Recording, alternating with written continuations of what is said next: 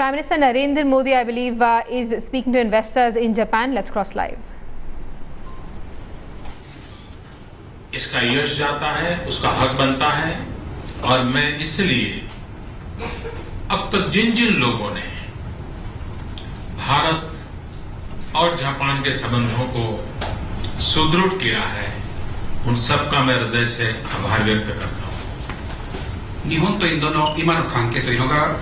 そこには大きなプライドがありますが、それは2つの国の政府のものだけではなくて、こういう小さい木を大きく育ててきたここにいらっしゃる皆さんの知識、その能力、その貢献度に対するそこから生まれてきた皆さんのプライドであるというふうに思います。今までこの活動に貢献してきた以前の方々も含めて皆さんに心から感謝を申し上げたいと思います。मुझे बताया गया है कि भारत जापान इस एसोसिएशन को 110 साल हुए हैं। मैं सोच रहा था आज के युग में एक फैमिली भी 100 साल तक इकट्ठी नहीं रहती।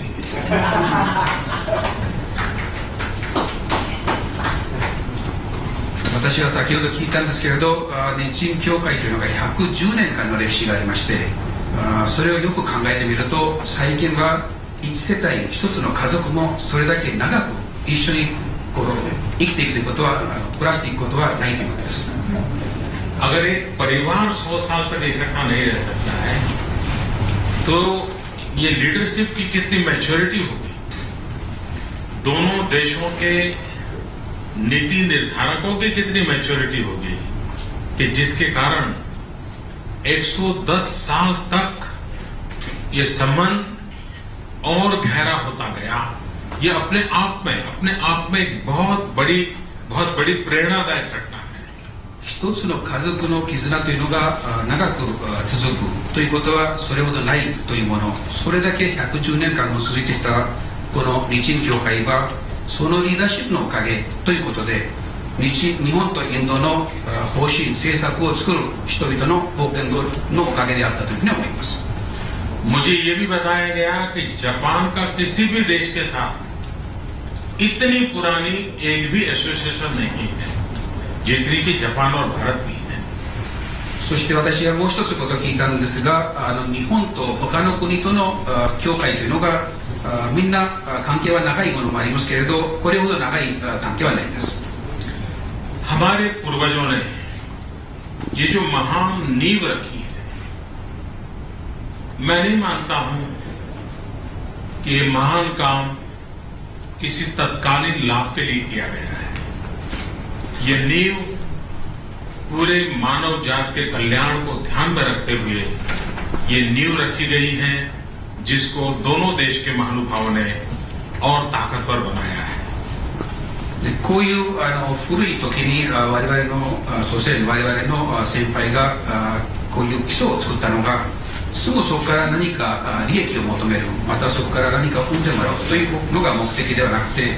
人類の幸せのために作ったものというふうに思っております。अब हम इस पीढ़ी की और आने वाली पीढ़ियों की जिम्मेवारी है कि जो 110 साल की ये यात्रा है, एक तपस्या है, उसको हम अधिक प्राणवान कैसे बनाएं, अधिक जीवंत कैसे बनाएं, और आने वाली पीढ़ियों तक उस संस्कार संक्रमण के लिए हम मिलकर के क्या कर सकते हैं, ये हम सबका दायित्व अधिक है। そして今の我々の世代、そして次の世代、それを考えると我々は次の世代のためにはこの関係にどうやって生き生きさせるか、どうやってそれに力を加えるか、それが我々の両側の責任であります。कल जैसे प्रधानमंत्री आबे और मेरे बीच जो वार्ता हुई और हमारा एक जो टोक्यो डिक्लेरेशन था, उसमें एक महत्वपूर्ण निर्णय हुआ है कि अब तक हम स्ट्रेटेजिक ग्लोबल पार्टनरशिप के रूप में काम करते थे, अब हमारा उसका स्टेटस ऊपर करके स्पेशल स्ट्रेटेजिक ग्लोबल पार्टनरशिप की ओर हम आगे बढ़े हैं। 昨日私と安倍総理の間で話し合いがありまして、その結果として東京宣言があったんです。その中では大事な一つことがありまして、今までの戦略的なグローバルパートナーシップにスペシャル、特別という単語が加えられたんです。ये हो सका है, इसके दो कारण हैं। एक,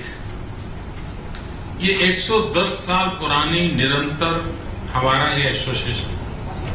ये निरंतर संपर्क की व्यवस्था, इंडियन और जापानीज पार्लियामेंट्री एसोसिएशन की सक्रियता,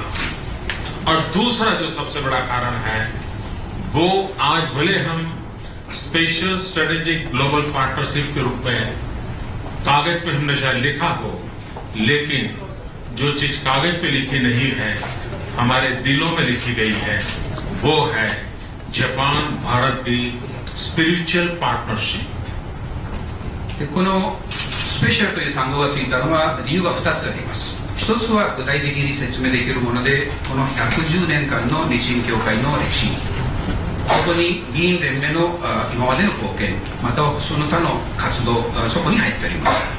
もう一つ第2番目ですけれど、これはスペシャルという単語が戦略的グローバルパートナーシップに加えられたものが紙の上に単語が書かれたものですけれど、その中身としては、今まであった日本とインドの中の精神的な関係、つまり心のつながりがそこに働いています。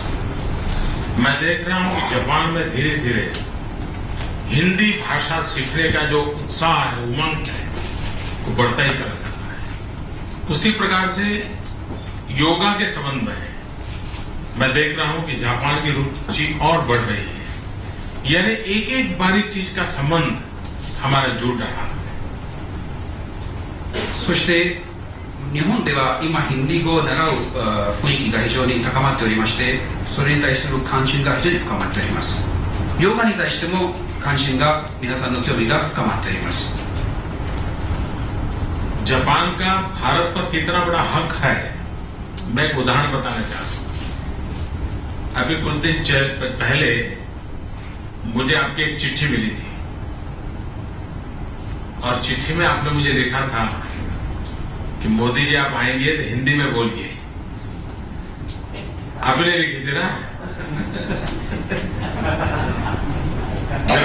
भारत के लोगों का आपका चेहरा बताइए। और इतनी बढ़िया हिंदी में चिट्ठी लिखी है, प्लीज ये हमारे लोग देखना चाहिए आपको।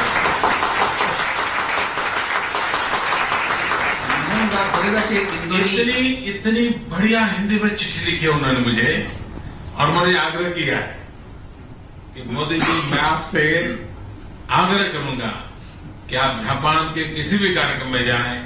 कृपा करके हिंदी में बोलिए। देखिए, एक एक सामान्य व्यक्ति का ये जो लगाव है, ये जो अपनापन है, ये अपने आप में हैरान करने वाला है।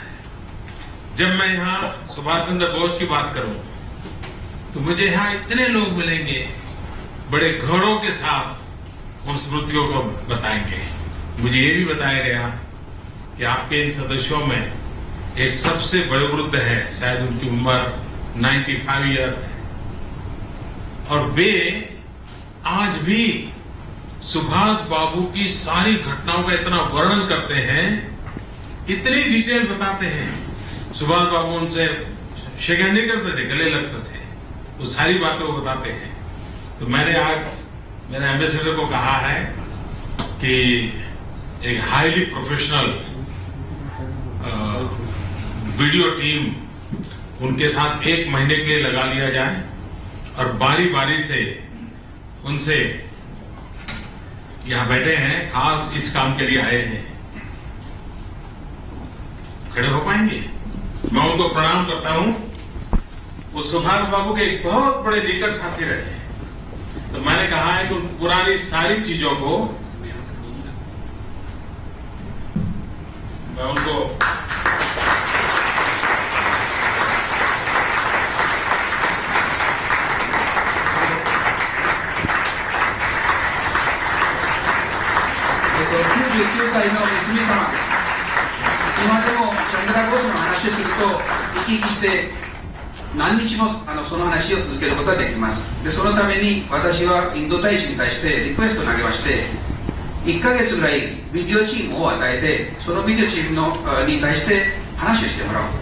毎日毎日今までのご経験、今までの話し合いをぜひ録画したいというふうに思います。どうもありがとうございました。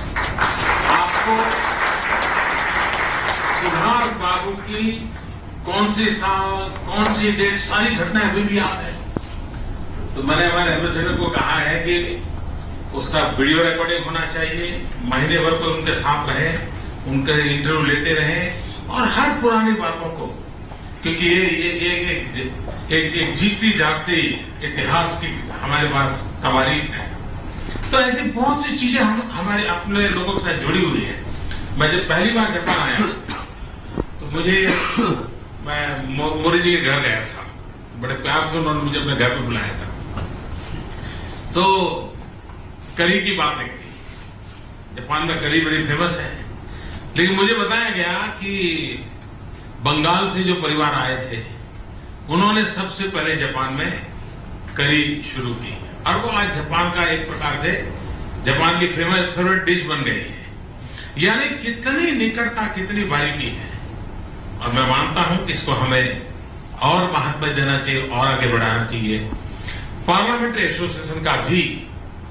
बहुत बड़ा योगदान है। इन संबंधों के कारण दोनों देशों की नीतियों में हमेशा उस बात पर ध्यान रखा गया है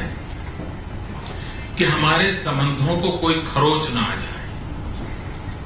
कोई भी उस पर नुकसान न हो जाए। 途中でヒンディー語の話が少し抜けてたんですが、日本でヒンディー語が非常に今その人気が高まっておりまして、水上先生の方から、ヒンディー語で素晴らしい立派なヒンディー語で手紙を受けまして、でその中には首相閣下には日本でヒンディー語で話してほしいと書いてあったんです。それだけ私は日本人がそれだけインド人に言えるという権利があるということであります。で先ほど三角さんについてですけれど、1ヶ月ぐらい、ビデオチームを与えて、今までのご経験、今までのチャンドラ・ボスまたはその他の知識などをぜひ録画したい、歴史を保存している、ね、歴史を貯めている力ですから、それをぜひ残しておきたいと思います。で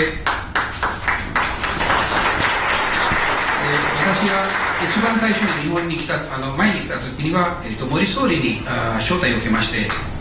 森総理のご自宅に行ったことがありますけれど、そこでカレーの話が出ました。でカレーについて聞いた話ですけれど、ベンガールインドのベンガールですけど、そちらのファミリーからカレーが日本に導入されて少し工夫されたんですけれど、今は日本で非常に人気のある食べ物となっています。そういう非常に緊密的な関係、細かいところの関係が日本とインドの間では昔からあったということであります。そして議員連盟の役割ですけれど、今までの役割も非常に大きかったんですが、2カ国の間での方針の中では日本とインドの関係には傷がつかないようにずっと両側が気をつけてきております。सॉरी मैं इतना बोलते चला गया कि ट्रांसलेशन करना मैं भूल गया था। ずっと長く私が話し続けまして、通訳のチャンスを与えるのを忘れてしまいました。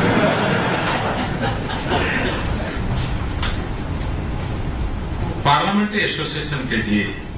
मेरे मन में कुछ विचार आए। मैं चाहूंगा कि इसको आगे चल करके हम थोड़ा इसको एक्सपांड कर सकते हैं क्या। 議員連盟に対しては私は考え少し持っておりまして、将来的に考えてぜひそれをご検討していただきたいと思います。एक तो मैं भारत के लिए इस पार्लियामेंट्री एसोसिएशन को निमंत्रण देता हूं, आप आइए। और दिल्ली के सिवाय भी मैं चाहूंगा कि कुछ और लोकेशन पर भी आप जाइए और भारत को खुशी होगी, आप सबकी मेहमान नवाजी कर लेगी। 一つはこの場を借りまして議員連盟に対して招待を申し上げたいと思います。ぜひインドの方にいらしていただきたいと思います。でそれはデリーだけではなくて他の町にもぜひ歓迎したいと思います。 2-3 और चीजें अगर हम कर सकते हैं तो सोचिए। एक पार्लियामेंट एसोसिएशन बहुत अच्छा चल रहा है, भारत से भी लोग यहाँ आते हैं, यहाँ के भी पार्लियामेंट मेंबर्स आते हैं, और एक अंडरस्टैंडिंग ईच अदर, ये अपने आप में एक बहुत अच्छी प्रोसेस हो रही है। लेकिन समय रहते उसमें थोड़े बदलाव की मुझे जरूरत होती है। इसी पार्लियामेंट्री एसोसिएशन के साथ एक छोटा सा यंग पार्लियामेंट्री एसोसिएशन बना सकते हैं क्या? तो जो दोनों देशों के यंगेस्ट पार्लियामेंटियंस है, उनका जरा मिलना जुलना हो, वो अपनी नई पीढ़ी की सोच का चर्चा करें, उस दिशा में कुछ कर सकते हैं क्या? 今までのご活動というのが非常にいいご活動でしたんですが、それを少し工夫していくということをご検討していただきたいんですが、今までのものでインドと日本の間でのご理解が増えている、進化しているということが間違いないんですが、これからは若手の議員のまた同じようなフォーラム、同じようなアソシエーションを作ったらいかがでしょうか。दूसरा एक मेरे मन में विचार आता है, क्या दोनों देशों के विमेन पार्लियामेंट मेंबर्स का कोई एसोसिएशन बन सकता है क्या, जिसमें महिला पार्लियामेंट मेंबर्स बारी बारी से मिलने की कोई संभावना बनती है क्या? そしてもう一つ私が提案したいのが、可能であれば、女性議員メンバーのまた同じようなアソシエーション、そこで毎年または日本からインドでそういう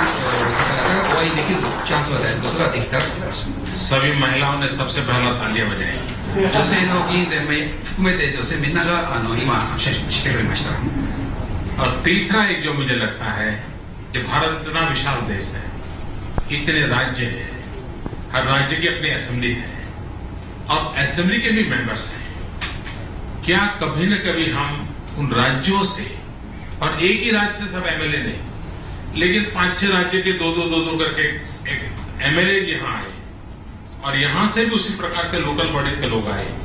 ये अगर हमारा बनता है तो इतना बड़ा विशाल देश है, भिन्न भिन्न कोने में जाने का हो जाए और हम ये तय कर सकते हैं कि जापान का कोई न कोई डेलीगेशन, हिंदुस्तान में 25 से भी ज्यादा राज्य हैं,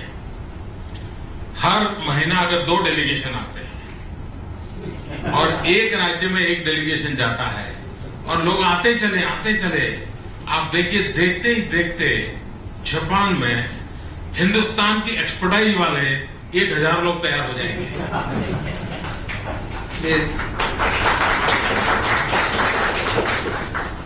こういうデレゲーションがもし可能であれば、その次の提案としては、インドはあまりにも広すぎて25以上の州がありますから、州レベルの議会、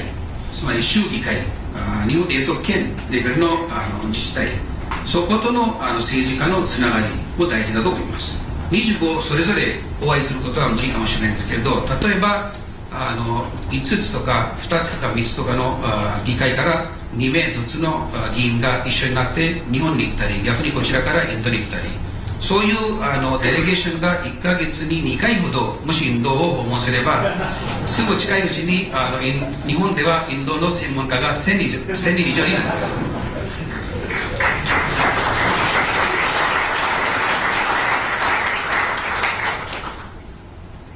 आपने मुझे यहाँ बुलाया, मेरा सम्मान किया,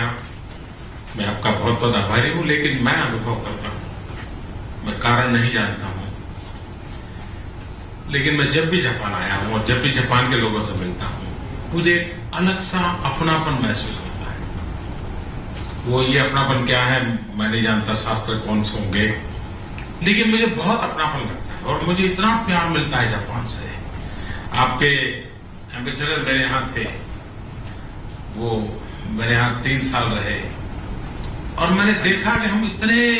एक मित्र की तरह साथ काम करते थे, इतनी हमारी दोस्ती बन गई थी और इतने कामों को हम बढ़ा रहे थे। और इसलिए मैं मानता हूं कि मेरा यह आपने जो अपनापन मुझे दिया है, वो प्रधानमंत्री पद से भी बहुत बड़ी चीज है, बहुत बड़ी चीज है जो आपने मुझे दी है। मैं इसको कभी भूल नहीं सकता। 今回私は招待を受けまして、ここで皆さんにこういうふうに考えされまして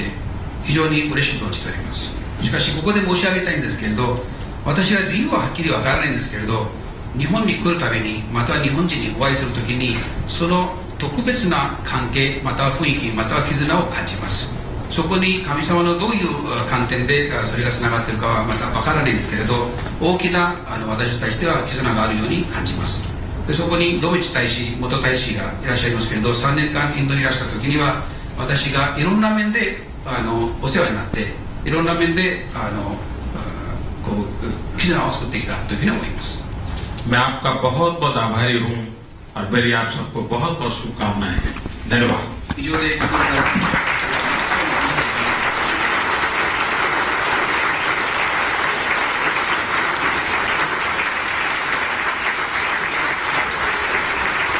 That was Prime Minister Narendra Modi speaking to investors and business leaders in Tokyo, talking about the rich ties that New Delhi shares with the Japanese capital, asking them to explore India as an investment avenue.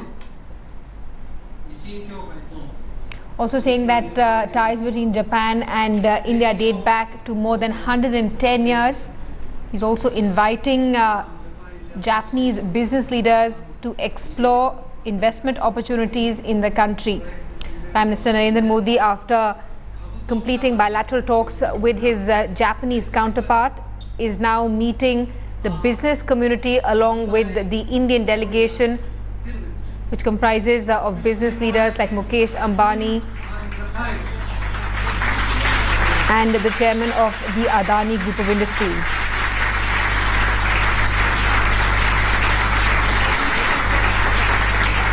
Let's get an word from our Strategic Affairs Editor Gaurav Sawant, who's joining us on the phone line from Tokyo. Gaurav, Prime Minister Modi trying to woo investors in Tokyo, selling India as an ideal investment destination. He's given them the 3D formula, saying we are a democracy, a strong, vibrant democracy. Your investments are safe here. It's the demography of this country. 65% of Indians under 35 years of age. So you have a young working youth population, skilled labor at a very inexpensive price, and demand the market for Japanese goods in India. He said, come manufacture in India, sell anywhere in the world. We are the ideal destination. It's a win-win situation both for India and for Japan. There's another politically loaded statement that the Prime Minister made here when he said times have changed and in this government there is red carpet and not red tape. Japan has been extremely peeved with lack of development in the past 5 years. Particularly, there was policy paralysis. Several projects were held up. Several projects was in the pipeline but never went through. And that is where Japan thought its money was just going waste. But now he's saying, come invest in India. There is a special office that will be created in the Prime Minister's office to clear Japanese investments. And from the reactions we are getting from the Japanese business and industry, they do seem keen to take this forward now, Simi. Right, Gaurav, thanks so much for that update. We'll keep coming back to you for more. Narendra Modi also saying that India and Japan should indulge in bilateral ties, saying that India is also focusing on Tokyo as an ideal destination for good trade ties, saying that India is following the Look East policy.